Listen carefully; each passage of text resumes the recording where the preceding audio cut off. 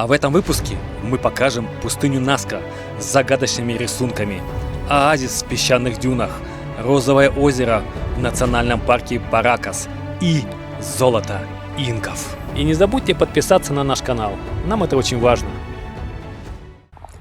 Доброе утро, друзья! Приветствуем вас в Перу. Наше путешествие по Куско и Мачу-Пикчу закончилось. Мы решили ехать в сторону океана, к побережью. Заночевали сегодня в горах. Здесь такой, прямо возле очередного темпеля инков. А рядом с нами заночевали еще немцы, парочка из Германии. Подошли вчера вечером к нам, поговорили. Они на месяц дольше, чем мы путешествуем. И в июне уже заканчивают свое путешествие только по Южной Америке. Возвращаются обратно в Монтевидео и отправляются на корабле, отправить на корабле свой автобус в Германию. Ну а мы продолжим. Нас ждет еще Эквадор, Колумбия, Венесуэла и вся Северная Америка. А здесь у нас написано, что это алтарь. Вот такие ниши, 12 штук с этой стороны и по бокам еще по 8. Вот что здесь было, непонятно, но судя по потому, что их 12, наверное, все-таки связано с календарем. В этих нишах, наверное, были какие-то жертвоприношения, или это портал. И если войти вовнутрь, можно оказаться на той стороне портала. Но не сработало сегодня. Движемся мы в направлении пустыни Наска с ее огромными пиктограммами, которые мы будем снимать сверху, только их видно, а не гигантские фигуры. Тоже непонятно, кто это сделал, но об этом мы поговорим позже. Все, на встрече, вперед! А напоследок в горах мы задержались еще на пару дней вот в таком прекрасном безлюдном месте.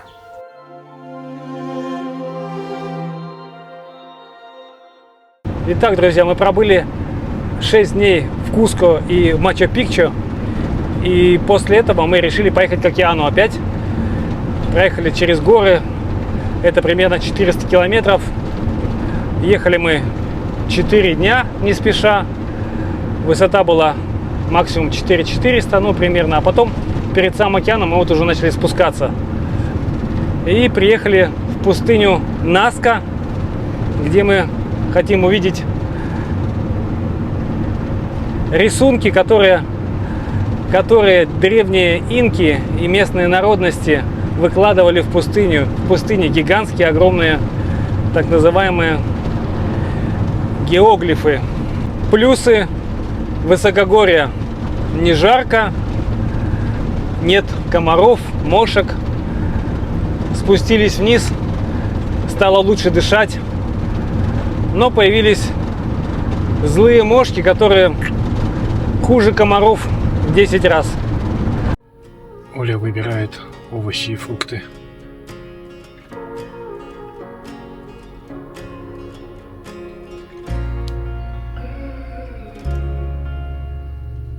Вот что бывает с бутылками с водой, когда спускаешься с 5000.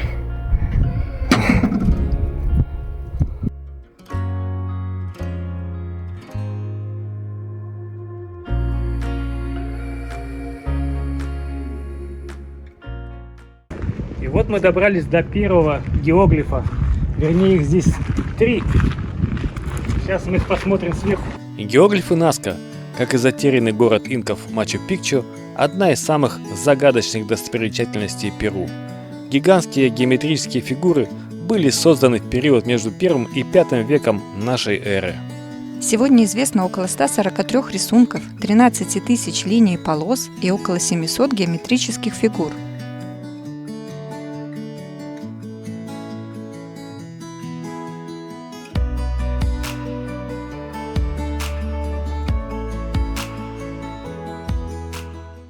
Здесь мы увидели 3 фигуры.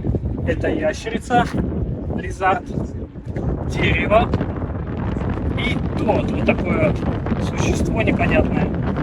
А здесь мы посмотрим следующие геоглифы.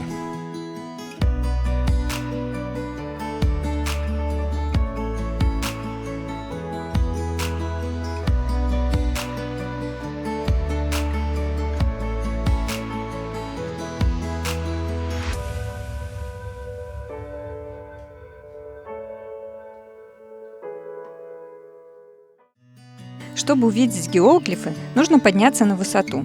Для этого есть смотровые вышки в некоторых местах, либо взлететь на экскурсионном самолете. Но мы решили воспользоваться своим дроном.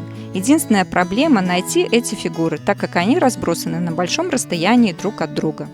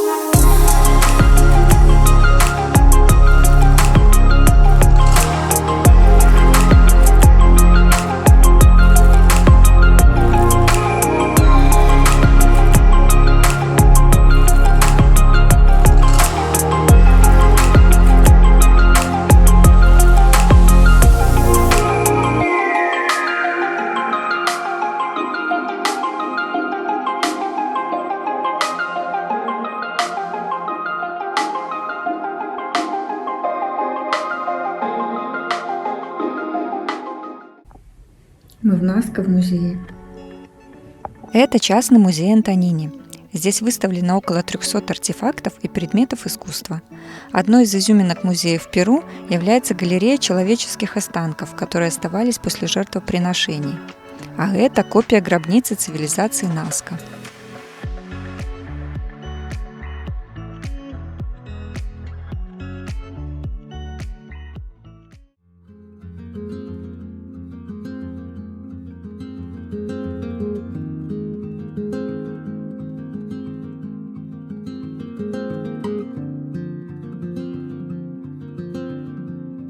А дальше мы двинулись вдоль океана по шоссе Панамерикано на север в город Ика, в котором находятся два больших музея, в одном из которых мы побывали. Мы в музее в городе Ика. Это отличное место, чтобы окунуться в древнюю культуру. Здесь выставлены различные артефакты из Паракаса, Наски, Ики. Ткани Паракаса, уникальная керамика из Наски и несколько хорошо сохранившихся мумий, среди которых есть дети. Выставленные в музее черепа носят следы трепанации, формы хирургии, практиковавшейся в Наске.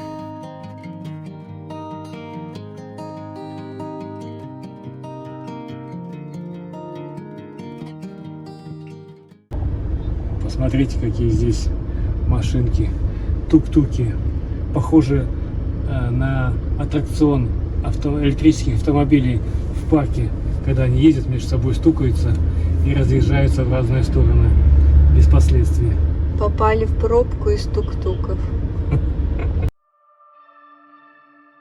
Рядом с городом Ика, среди песчаных дюн, расположился удивительный оазис Уакачина.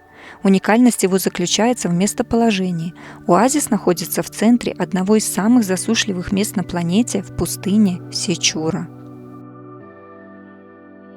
А сейчас мы пойдем гулять по дюнам.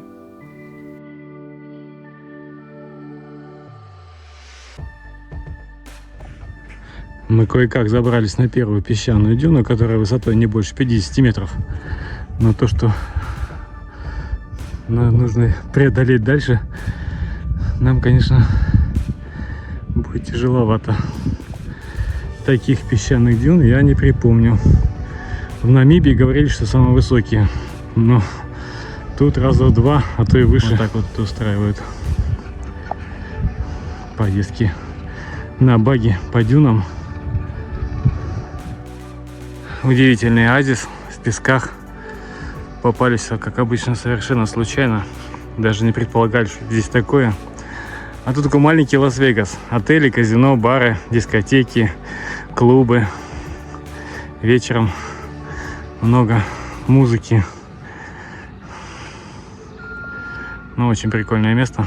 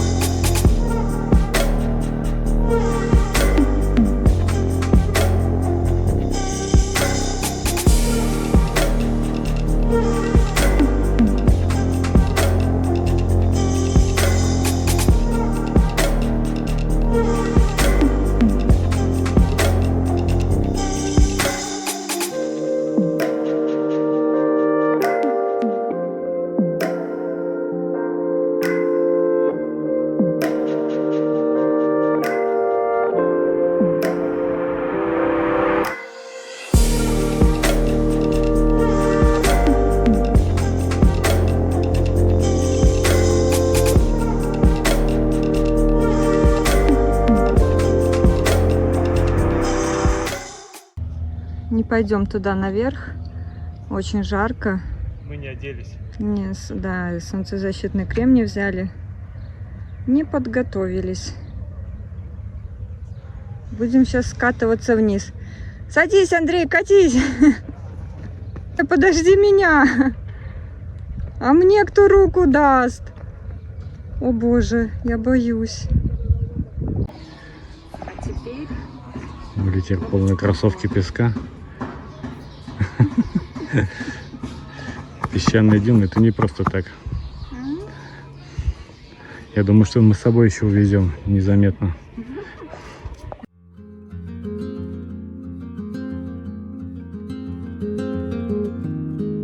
А затем мы двинулись в сторону национального парка Паракас.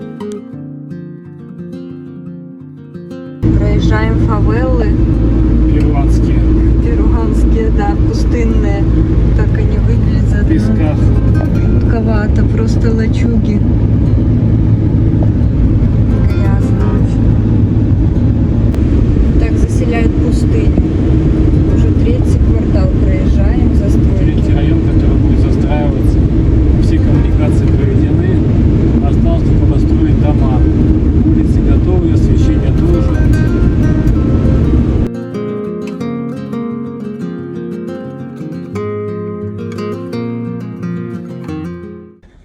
Мы приехали в птичий заповедник. Тут для тех, кто хочет разукрашивать птиц, есть заготовки. Но Оля решила нарисовать все сама. Поэтому нам заготовки не нужны. Ну-ка, вы покажи, что там у тебя получается. О, видали? Почти Мини-фламинго.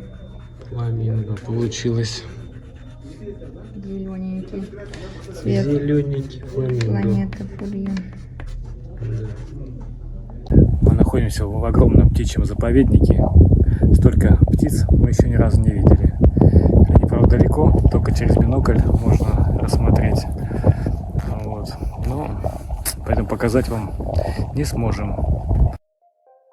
Словосочетание «национальный парк» обычно ассоциируется с пышной растительностью, богатым животным миром, однако Паракас в корне отличается от этого представления. Начнем с того, что слово «Паракас» переводится с языка кечуа как «песчаный дождь», и местность названа так не зря. На полуострове почти весь год солнечно и ветрено. Практически вся его поверхность покрыта песком, так как является продолжением самой сухой пустыни мира Атакамы, что на севере Чили.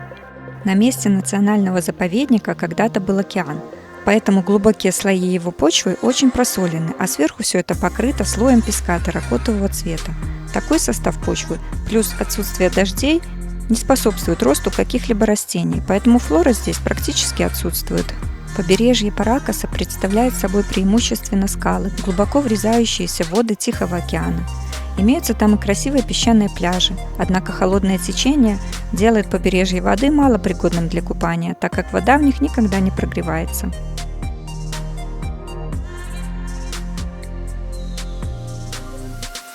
В Паракас едут, чтобы полюбоваться пологими песчаными дюнами, придающим окружающей местности неповторимый вид.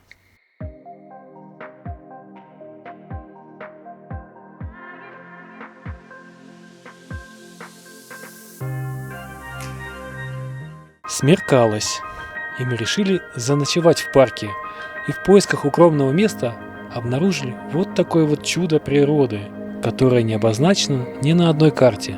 Полюбуйтесь.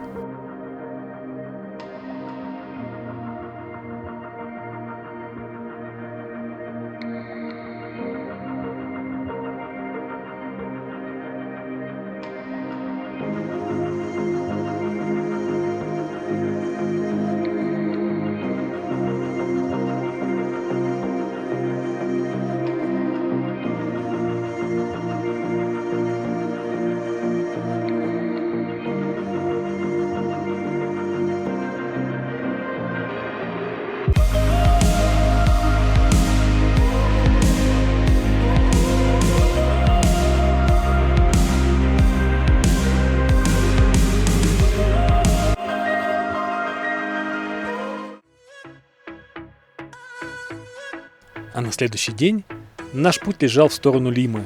По пути туда мы проехали много рыбацких деревушек. Забежали на рыбный рынок, купили рыбу, осьминогов. Та-дам! Вот это осьминог. Ты хочешь вот так прямо? После этого зашли поели морепродукты, жареную рыбу и севиче. Это популярное блюдо местной кухни, похоже на маринованную сельдь с добавлением перца чили, лайма и лука. Вот и добрались мы до столицы Перу, Лимы. Здесь мы пробыли 6 дней. Останавливались в самом красивом и безопасном районе Мирафлорес, который располагается на скалистом берегу над океаном. Центр Лимы очень быстро расстраивается и меняется в лучшую сторону.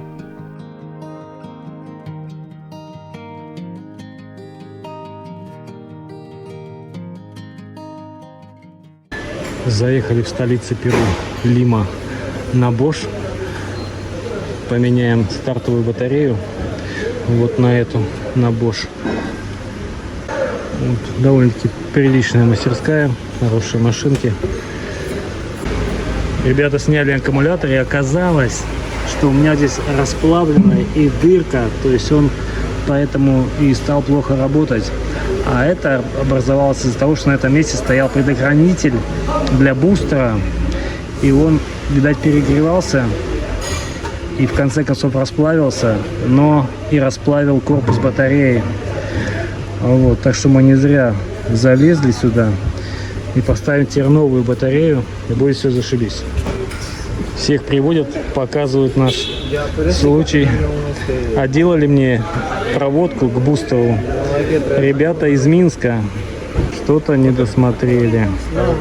Вот так эта вещь расплавилась и превратилась в кусок пластика. Делаем мы сегодня осьминога. Разделили его на 3 части.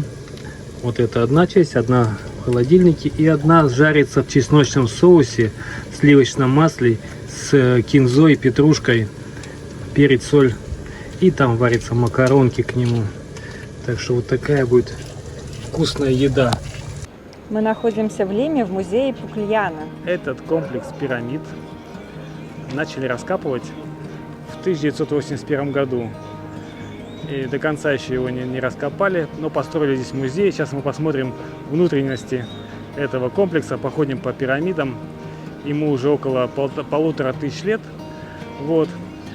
Посмотрим и все покажем. Лима рулит. Ну что, мы зашли на территорию. Экскурсия проводится только в группах с гидом. Самим ходить нельзя.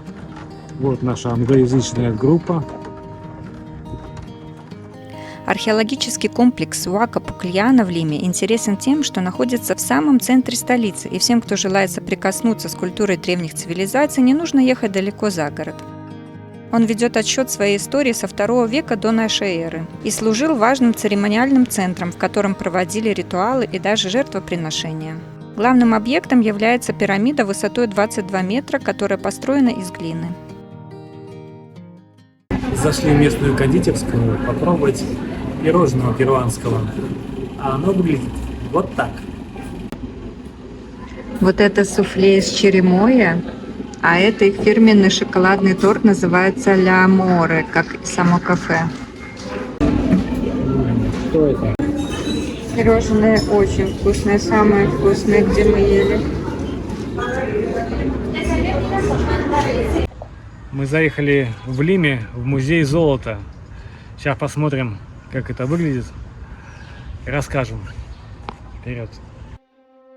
Сначала вас встречает шикарная частная коллекция оружия, от средневековых мечей до шлемов и касок периода Второй мировой. Вся коллекция рассредоточена по всему первому этажу, распределена на эпохи и страны. Тут и Германия, Япония, Корея и Китай. Когда вы наконец решаете посмотреть, где же золото, вы спускаетесь и попадаете в некое подземелье. При приглушенном свете золотые экспонаты за стеклом будто светятся. Изумительная работа мастеров от тончайших золотых полотен выглядит как ковер на стену, до метровых бус из золотых жемчужин и ювелирно изготовленных пуговок, брошей и всяких украшений. Существует много историй и легенд о золоте инков, которое до сих пор не найдено. О количестве этого золота говорит история выкупа правителя инков Атуальпа. Во время испанского вторжения Атуальпа был захвачен в плен. За свою свободу император предложил наполнить золотом помещение, в котором он находился, а соседнюю комнату – серебром. В итоге со всей империи принесли золото 6 тонн и серебра 12. Однако испанцы обманули инков и казнили их императора. Но это была только малая часть сокровища инков. Позже за то, что испанский король отзовет свои войска, верховный инка Манко предложил заплатить гораздо больше Атуальпа, сравнив его выкуп с 1 зерном кукурузы, взятого из 2 кувшинов. Согласно легендам, золото инки спрятали либо в городе в джунглях, либо в туннелях, проходящих от Перу до Бразилии и Эквадора. Проезжая вдоль рек, нам часто встречались перуанцы, промывающие речной песок в поисках золота.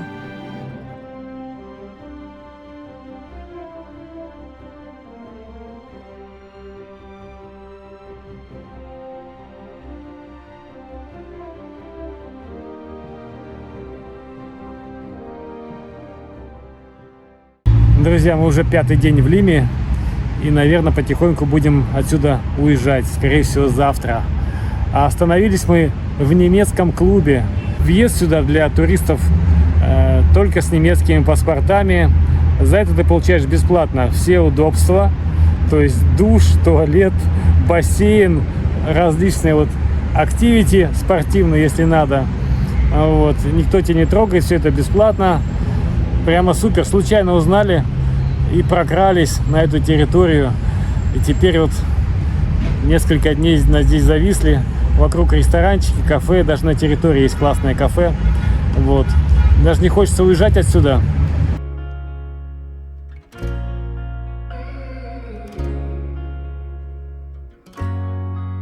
А дальше наш путь лежит в сторону горной части Перу с лазурными озерами, снежными вершинами и глубокими ущельями, куда улетел наш дрон и от увиденной красоты больше не вернулся. А также мы поедем к пирамидам цивилизации Мочи, которая древнее инков.